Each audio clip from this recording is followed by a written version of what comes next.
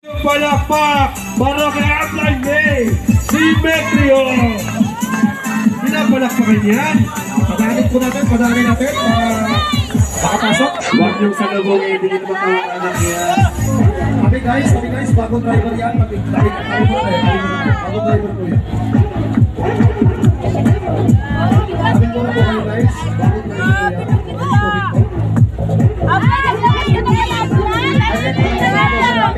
Kahit hindi marunong mag-drive, Nagkakakotse!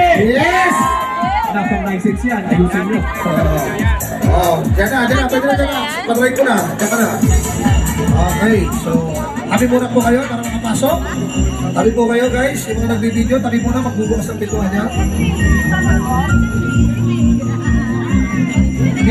Milyong palakpak para kay Alan! May Simetrio!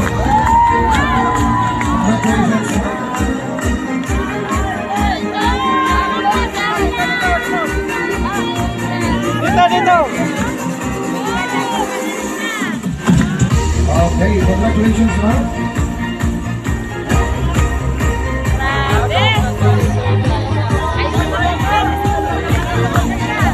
Okay, good morning. Good morning. So, sinsya na sa boses ko kasi maas talaga ako. Okay, so, una-una sa lahat, no? Thank you, Lord. So, kung di dahil sa'yo, hindi ko pinukuha yung first car ko. At lalong-lalo na sa mga uplines, Reynaldo Bautista, sa Grand Mentor ng Alas, upline Lito Tihidal, upline Arkin Pian, at sa grupo ko, Black Legions, upline Jenga pala.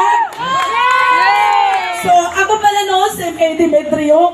For the background, dati po akong OFW ng Riyadh, Saudi. Pero before ako nag-OFW, teacher naman ako by profession. So,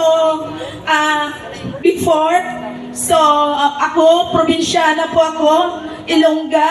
Galing po ako sa Mindanao, North Cotabato. Okay, sa mga taga Mindanao dyan, na nasa live natin, lalong-lalo na sa probinsya namin, no? So, shout out sa inyong lahat. So, ako po, no, isa sa mga pangalawang anak po ako. Tapos, yun, mahirap lang po yung pamilya ko. Kahit nakapagtapos ako sa pag-aaral, is magsasaka lang po yung mga magulang ko. So, yun nga sabi ko, yung inikita ko as teacher is hindi sapat. Kaya ang sabi ko, punta ako ng ibang bansa. Kasi sabi ko, mas malaki pa yung kikitain ko doon. So, yun, 2009 din ako nag-Saudi. After 1 year sabi ko, hindi ako nakakaipon. So, yun, may nakilala lang ako sa Facebook.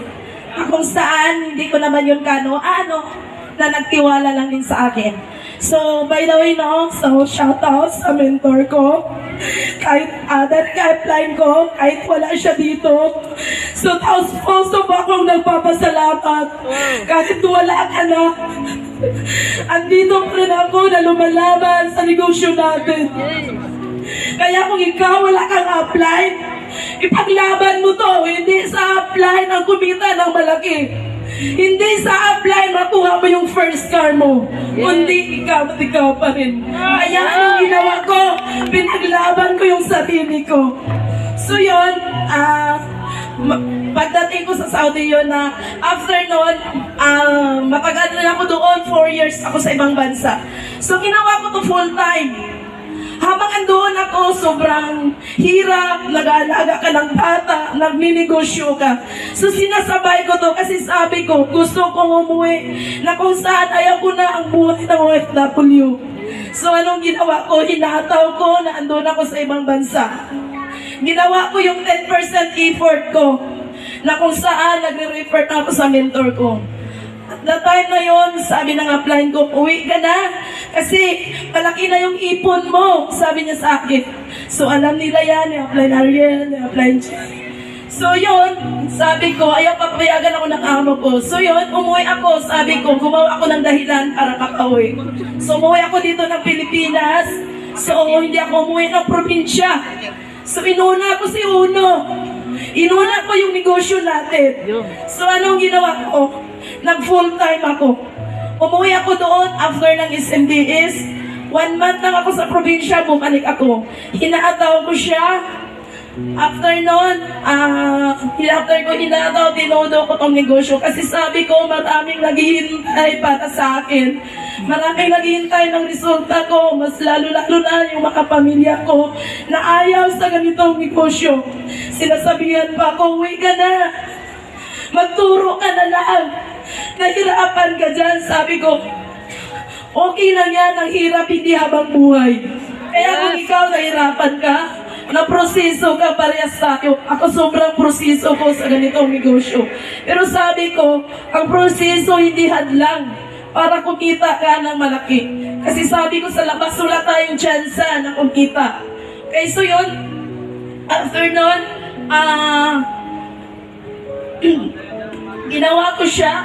Then, kung tutusin, pangalawang kotse ko na sana yan. Pero sabi nga is, palagi lang ako nakikinig sa mga training. Na kung saan, kung hindi pa deserve para sa'yo, so, hintayin mo lang yung tamang panahon. Na kung saan, makukuha mo din yung mga pangarap mo. Makukuha mo din yung first car mo. So, tama pala yung sabi ng mga uplines natin, mga grand uplines natin. Ay hirap pala kunin yung first car. Kasi yung first ipon ko nawala.